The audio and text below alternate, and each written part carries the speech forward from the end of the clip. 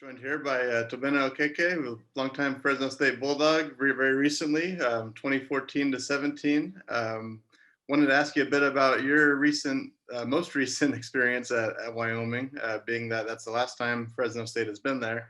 Uh, a lot of the Bulldog players currently are saying that the elevation and the other kind of things that played into going to Wyoming weren't that big of a deal. Having played there yourself, do you feel like it's a little bit of lip service, or was it not as much as people hype it up to be going up to that type of elevation? Yeah, no, definitely Wyoming's elevation. As much as people like to say it's not a lot, it definitely factors in a little bit.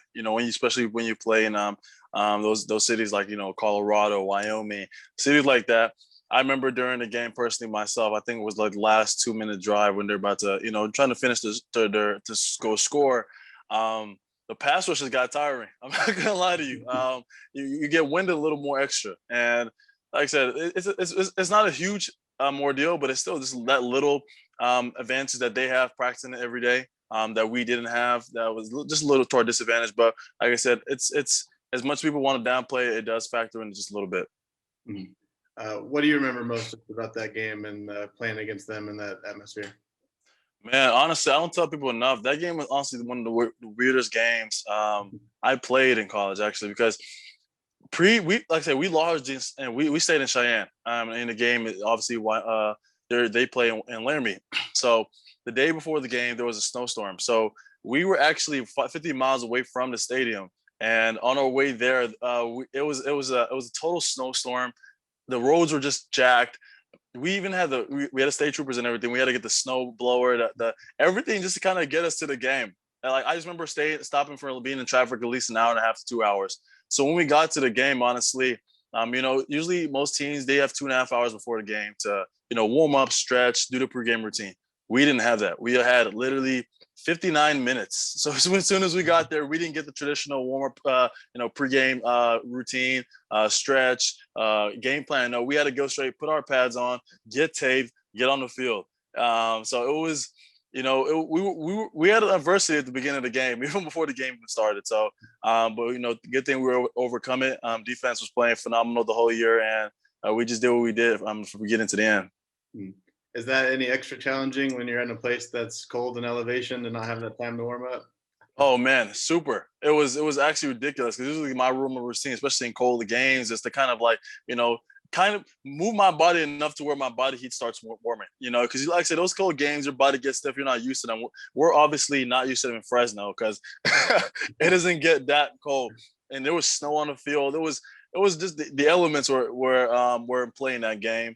But yeah, having to be rushed to play that game was like I said the weirdest thing. I thought they were gonna push it back. No, they're just like, yo, get on the field. So it was interesting. It's kind of apples to oranges, but I know you've been following the team, of course, this season, and they went through somewhat of a situation last week going to Hawaii and not having time to fully rest and everything. What Yeah. do you know about kind of the constraints they faced and how it might have played into the final result? Well, I think, like I said, I think it played a little bit. Like I said, especially not being able. Usually, when we travel to Hawaii, we go 2 days early just to get acclimated, jet lag, all that kind of things that happen when you travel 6+ hours on a plane. But they didn't get that opportunity. Unfortunately, with COVID, the restrictions, made had to change the plans. Plus, and then their plane coming a little later, add a little more fuel to the fire.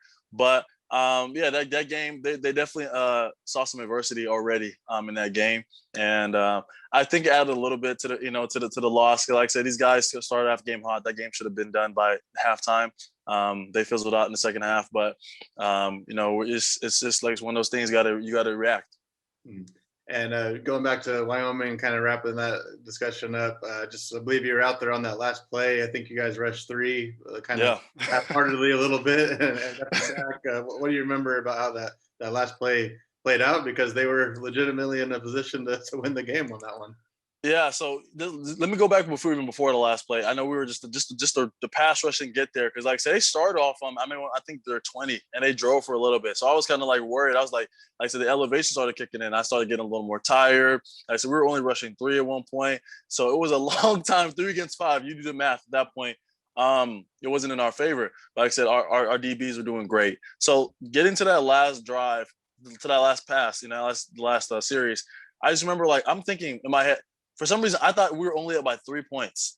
I didn't even know we were up by 6. So I'm thinking, why are they kicking the field goal? Why are we still past?